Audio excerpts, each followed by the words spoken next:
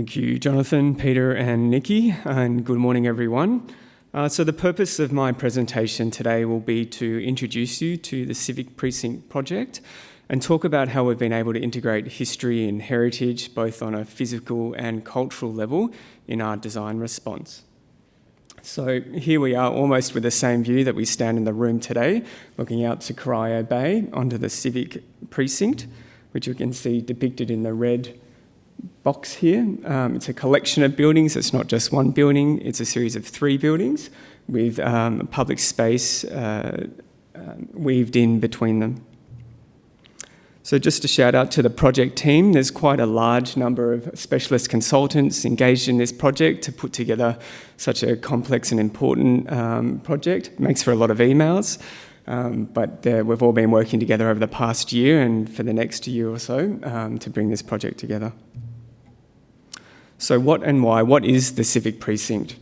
So the Civic Precinct is an amalgamation of 7 council workplaces with enhanced amenities. There is an additional office and retail to activate the Geelong CBD. It's also a new civic space for Geelong with active and permeable ground plane. It's also an integrated and inclusive community amenity. And the idea was to create a livable and desirable public event space as well. So the site. So it occupies a very key location within Geelong. We can see here it's almost central to the CBD and the cultural precinct that makes up Central Geelong. It's a site of cultural significance. It's a meeting place. And not only do we need to align and acknowledge the history and the heritage, but also align with the city's future vision for the project. And here we have on the left the Geelong City Heart and then the Green Spine initiatives that we need to work with the project and integrate as well. Here's our site, a few hundred metres from Corio Bay. So one of the interesting points about this design was the original site was this yellow slit here. And during the competition phase, the developer and the project team actually extended the site to increase the opportunities for through-site passages, both from a north-south perspective and an east-west connection as well, opening up the opportunities of what we could do with the design. So the idea, this is where it all starts. The public ground plane, the active public plaza, platform for civic events. An active podium, so trying to activate this plaza with different events and meeting rooms and spaces to the plaza. And then the vibrant workplace that we can see sitting on top of the podium, which houses the council workplace. So how does that manifest in its building in scale? So we can see 3 key buildings here. We've got 151 Mercer Street, which is the heritage building in the precinct. So what we're doing there is restoring its original footprint. So it had been extended to the back and to the left, and we've demolished part of that, so it goes back to its original heritage footprint, which I believe I learned yesterday was a garage, a service garage. We've got in the yellow the Civic Accommodation Building, which houses the council offices and public amenities. And then we have the QE building, which is the taller commercial building in the orange. And this is how it transforms itself when it gets stitched into its context. We can see Mercer Street running in front of the City of Greater Geelong Civic Accommodation Building. So what are the key elements of this project? We've got a rooftop terrace, we've got an active ground plane, active facades, high quality retail spaces, and a landscape to be used as a premier events platform. And it's also quite unique in the fact that it has a mass timber construction. And that was really an attempt at noting, trying to acknowledge Geelong as having a historic industry, both in steel, in wool, and in car manufacturing, and looking towards a new industry. How do we build a building and a design that caters for new technologies, both sustainable and technical? So urban design and heritage.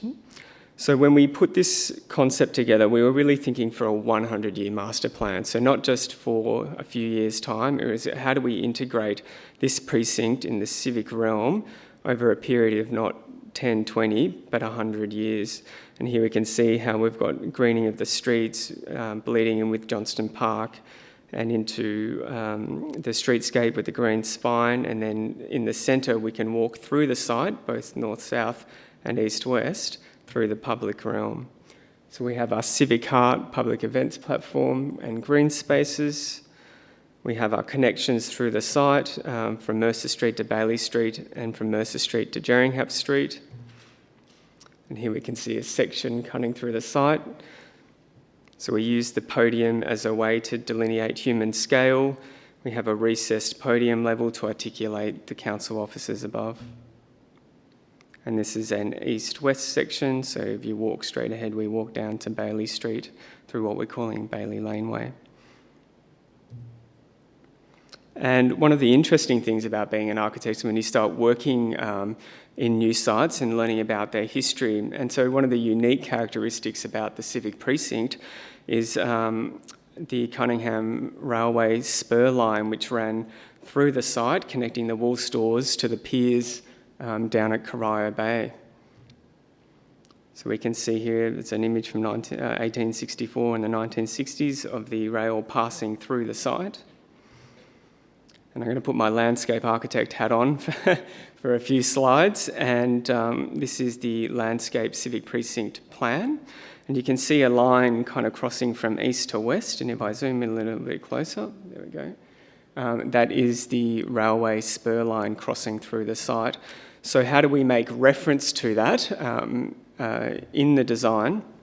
And the landscape architects came up with a way of changing the material of the paving, changing the planting type so that you're going to be able to read this in a bit of a submersive manner about how the rail line used to travel through the site. And then in terms of how do you design the landscape with respect to kind of cultural heritage or from a geological heritage. So the Wadawurrung country is built off a lot of basalt and sandstone. Through the yu-yangs and the outcrops and the cliffs evident through the landscape. And here's some of their concept sketches about how these forms and these materials form in the landscape and how that then in turn informs the shape and form of the landscape. And then in a three-dimensional form, how we can see that the blue stone and the basalt picked up in the materiality to create mounds referencing the cliffs and the mountains beyond.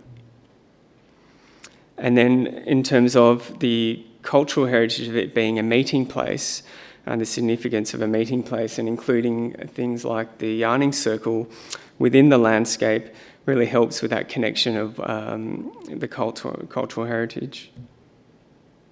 And then also through planting, including native plants into the design. So native grasses and native woodlands and bringing that into the precinct. So the built form, we're just going to take a bit of a journey and walk around the different entrances and see some of the different aspects of the precinct, because it's not a one-dimensional building, it's not just fronting one road, it's very unique in the fact that it's fronting Mercer Street, Jerringhap Street and Bailey Street as well, which is challenging but also really allows you to address and activate different streetscapes with the precinct. So here we have the main arrival off Mercer Street. So we can see our entry into this Civic Heart. We've got green spaces, paved spaces, outdoor dining. We have a brick podium that you can see, which is really an attempt to, and can see here a little bit closer, really an attempt to reference some of the brickwork heritage around the site and in Geelong. So we've got the Denny Lascelles Limited building, which is directly across the road on Bailey Street. And then down at the waterfront, we have Deakin University and some of the beautiful brick detailing that we'd like to bring into the design of the Civic Precinct, which we're just working through at the moment. And then to the southwest, the upper Mercer Street, we have an arrival, which allows us to walk through the building and into the precinct, so really trying to open up the space and make it permeable. And then on the west facade, you can see here there's a bunch of vertical shade fins. And we use this as an opportunity to integrate Aboriginal culture. And so there's an Aboriginal artwork produced by Billy J. O'Toole. So on the left, you can see it's the salt water reference with the wavy lines, and then the idea of the fresh water and the meeting place, meeting down by the river, being translated into the circles and the waves. And then they're all stitched together on the west facade to tell a story about the history of the site and make reference to water, which was something during the community engagement phase, that water, incorporating the concept of water into the site, was quite important for the people of Geelong. Then we move around to Jerringhap Street, which connects through to the east and west. So this connects through to Crier Street and walks up to Westfield, and allows you to walk through to the main heart, enter the building, and then over to Johnston Park. And then we have the Bailey Street arrival. So really here, trying to create a bit of a laneway experience by connecting the Mercer Street and the Bailey Street, activating the street fronts with retail and restaurants and food and beverage, and then greening these spaces as well. And then we have the Civic Heart, which is the main public precinct events platform, which opens up onto this 6-storey atrium, which enters you into the civic accommodation building, into the public space. So going inside the building, here we have the ground floor foyer space. So as you walk straight through the glass doors, you've got the 6-storey high void. You can see the brick podium wrapping through from the outside into the interior of the building. It's really important to create that inside-outside experience. And then as you move up the floors, you move into the mass timber construction with all of the exposed services, which is again an attempt to really reference Geelong's heritage buildings and industrial aesthetic and repurposing, and have it on show in the civic accommodation precinct. And this is just some examples of what it's going to feel like when you're in the offices in this CLT and Glulam mass timber construction building. So everything's on show. And then just a few images to finish off. This is a customer service experience. Walking around, there's also other opportunities to incorporate Aboriginal culture. We have an artwork planned for the intertenancy stairs and vertical circulation through the building. So as you walk up, there's an artwork that connects ground floor up to level 4. And then we move up to the podium hub, which is a pre-function space for multi-purpose rooms and an IT hub for the council. Again, the idea of this building being a meeting place for people to converge and talk about ideas. Moving up to the staff hubs, so again, having meeting places in the actual workplace itself. We can see the exposed services and the exposed structure. And then, how we resolve the kind of pods, meeting pods and meeting rooms and quiet spaces within the building. And then you have a larger open plan workplace adjacent. And you can see the structural bracing the building, so everything again is on show. And then the material palette, again, referencing the industrial heritage, not painting things, we're just leaving it raw. I think my design director, Patrick, referred to it as going to smell like Christmas when you're in the building for the first couple of years. So again, it's about multi-sensory approach to design. It's not just about visual. There's a tactility to it. Through the choice of materials. So we've got the bluestone flooring coming in from the landscape through to the foyer and into the lifts taking you up to the building. We have the CLT and timber permeating from ground floor all the way to level 4. And then in terms of, and then the brick coming into the inside of the building.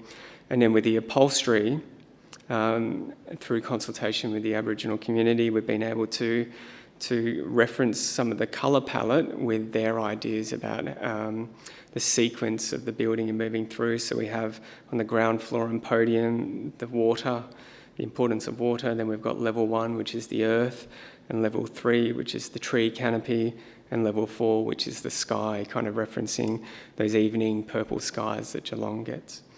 So that concludes my presentation, and I think we move on to the panel discussion. Thank you.